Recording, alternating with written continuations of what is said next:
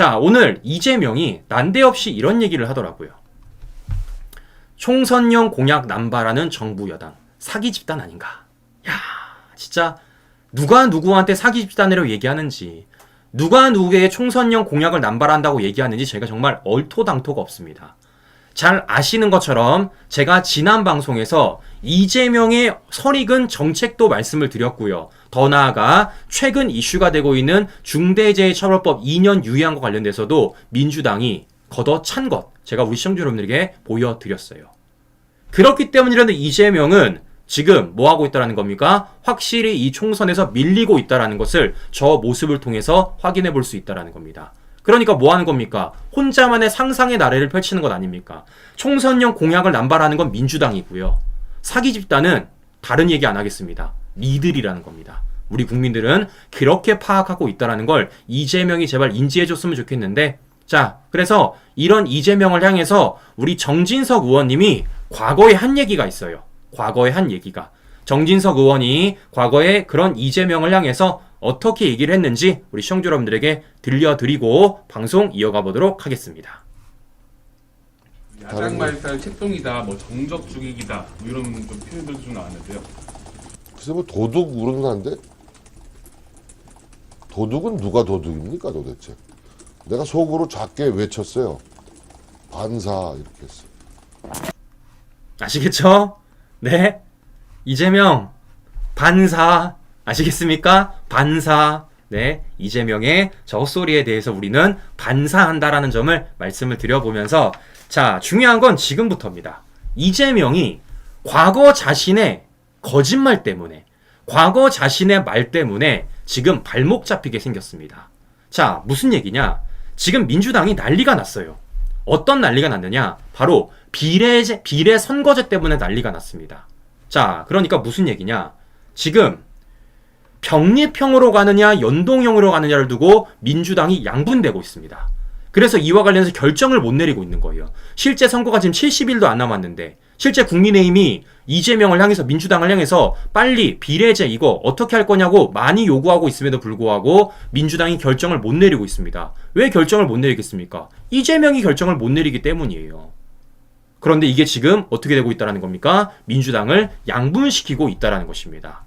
자, 그래서 우리 시청자 여러분들에게 먼저 비례제도와 관련된 설명을 좀 드리도록 하겠습니다. 많은 분들이 저한테 물어보시더라고요. 준 PD, 병립형은 도대체 뭐고 연동형은 도대체 뭐야? 라고 저한테 많이 물어보시더라고요.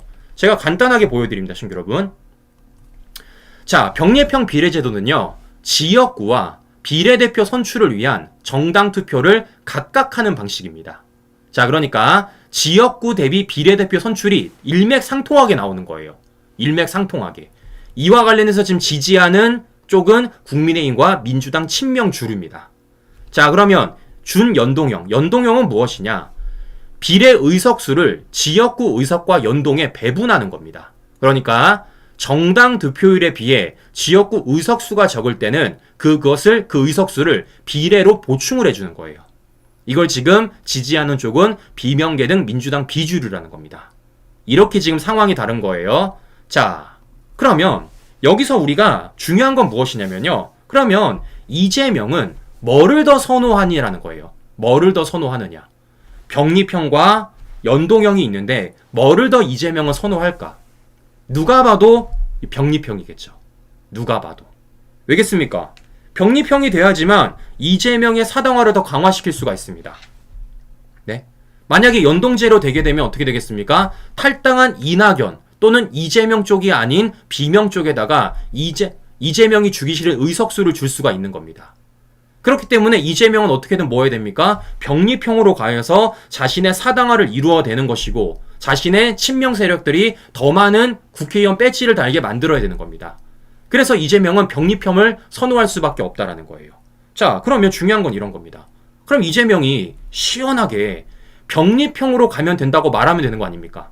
아, 나 병립형으로 가겠습니다 라고 말하면 되는 거 아니겠어요? 그런데 이재명은요, 병립형으로 갈 수가 없어요. 왜냐? 과거 이재명이 한 말이 있거든요. 이렇게 말을 했습니다.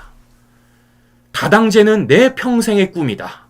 어떤 상황에서도 끝까지 추진한다 라고 말했던 게 바로 이재명입니다. 자, 그러니까 앞서 말씀드린 대로 병립형을 가게 되면 양당제로 가게 됩니다. 다만 연동형으로 하면 다당제로 가게 되는 거예요. 그러면 이재명이 과거에 했던 말에 따르면은 어디로 가야 됩니까? 연동형으로 가야 돼요. 그런데 연동형으로 하면 어떻게 된다고요? 이재명 방탄국회가 줄어들게 되는 겁니다. 이재명 사당화가 약화되는 거예요. 그래서 이재명은 뭐 하는 겁니까? 과거에는 자신이 연동형을 얘기했음에도 불구하고 지금은 그 연동형 약속을 못 지키고 있는 겁니다. 그렇다고 대놓고 병립형을 얘기하자니 자신의 과거 말이 발목 잡히게 되는 거예요. 뭐 하는 겁니까? 이러니까 이재명이 입장을 못 밝히는 겁니다. 이러니까 이재명이 어떻게 하는 겁니까? 이런 얘기 한 거예요. 은근슬쩍 멋지게 지면 무슨 소용이냐 라고 하면서 대선 공약 파기하고 병립형으로 갈 폼을 잡은 겁니다.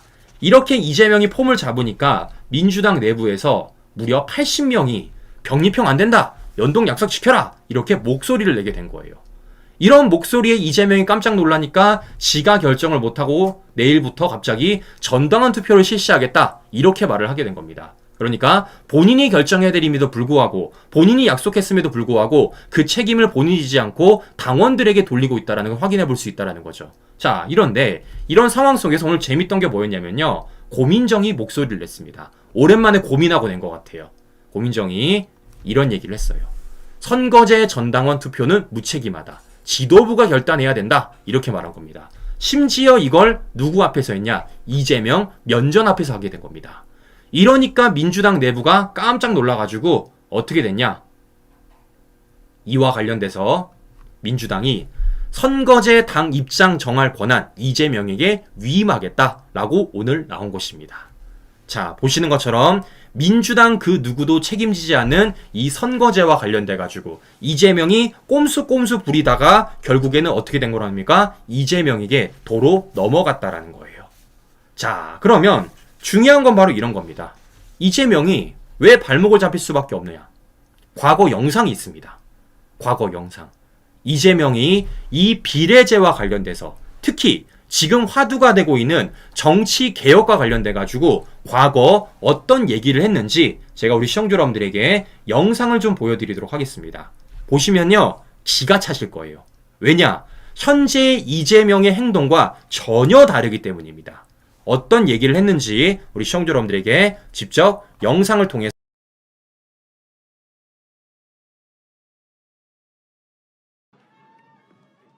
저 이재명이 대통령이 되면 다른 어느 누구보다 더 잘할 자신이 있습니다만 사실 그거보다 더 중요한 게 있습니다.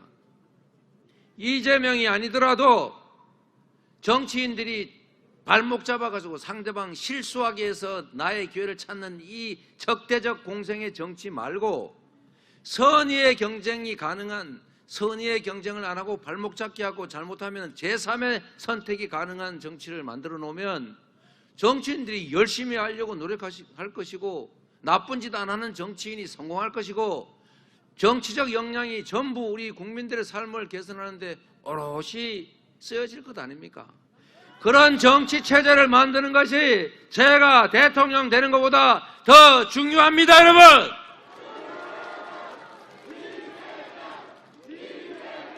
제가 정치 교체를 주장하는 것은 정치 개혁을 통해서 다당제를 하고 우리 국민들이 거대 양당 두 개가 아니라 제3, 제4의 선택이 가능한 정치 구조를 만들려고 하는 것은 내가 이번 선거에서 도움을 받기 위해서 하는 전략이 아니고 제 이재명이 평생 가진 꿈이었습니다, 여러분.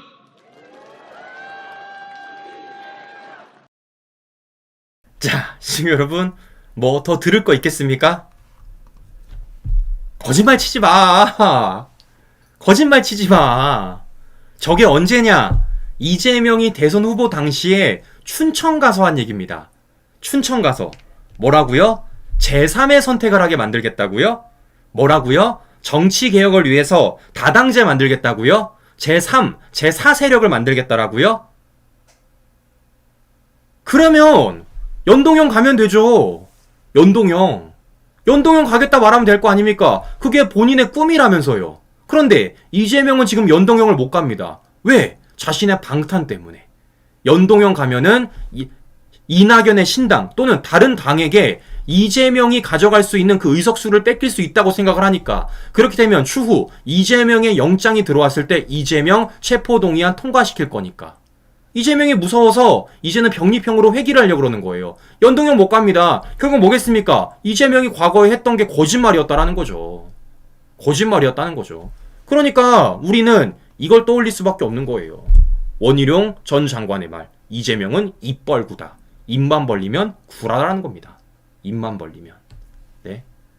자, 보시는 것처럼 이재명이 대선 기간 당시 뭐 한 겁니까? 어떻게든 또 다른 정당들에게 지지를 받고자 연동형으로 미끼를 쳤고 막상 그 선거를 치른 이후에 본인이 대통령 당선을 못하니까 이제는 뭐 하는 겁니까? 자신의 방탄을 위해서 자신이 공약했었던 그 연동형 비례제를 다시 병리평으로 회귀시키려고 하고 있다는 겁니다. 결국 이재명이 꼼수 부리다 지 발목 잡은 거예요. 지 발목 잡은 겁니다. 도대체 이런 게 몇 개입니까? 이런 게 몇 개야? 도대체 제가 이 시청자 여러분들에게 이재명 과거 발언과 현재의 이재명이 얼마나 다른지를 보여드린 게 몇 개입니까? 근데 이런 사람이 지금 민주당이 당대표를 맡아서 총선을 이끌겠다라는 거예요. 지금 이런 이재명의 당이 친명화되어서 이재명의 사당화되어서 우리 국민들의 민생 경제를 책임지겠다는 겁니다. 이 머리 얼마나 말이 안 됩니까? 네. 그렇기 때문에 제가 말씀을 드리는 겁니다. 뭐라고요? 사기 집단이라고요? 총선용 공약 남발하는 정부 여당이 사기 집단이라고요?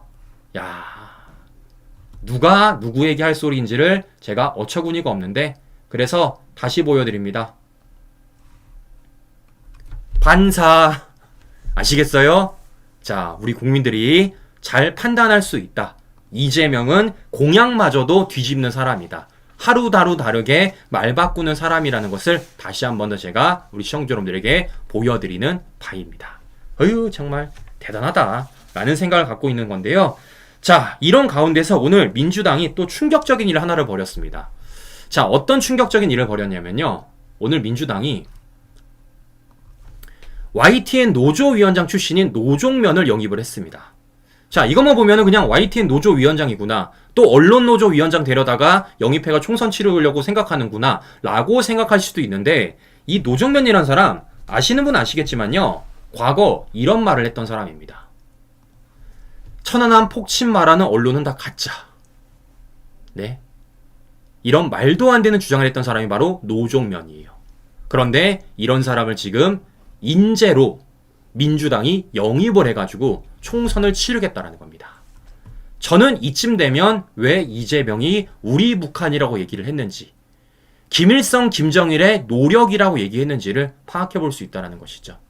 자, 이것만 보더라도 정말 대한민국이 정상화되기 위해서라도 정말 이런 말도 안 되는 사람들이 헛소리를 하면 살지 않는 대한민국이 되기 위해서라도 진짜 이번 총선에서 우리가 반드시 이겨야 된다라는 말씀을 좀 드려보는 것인데요.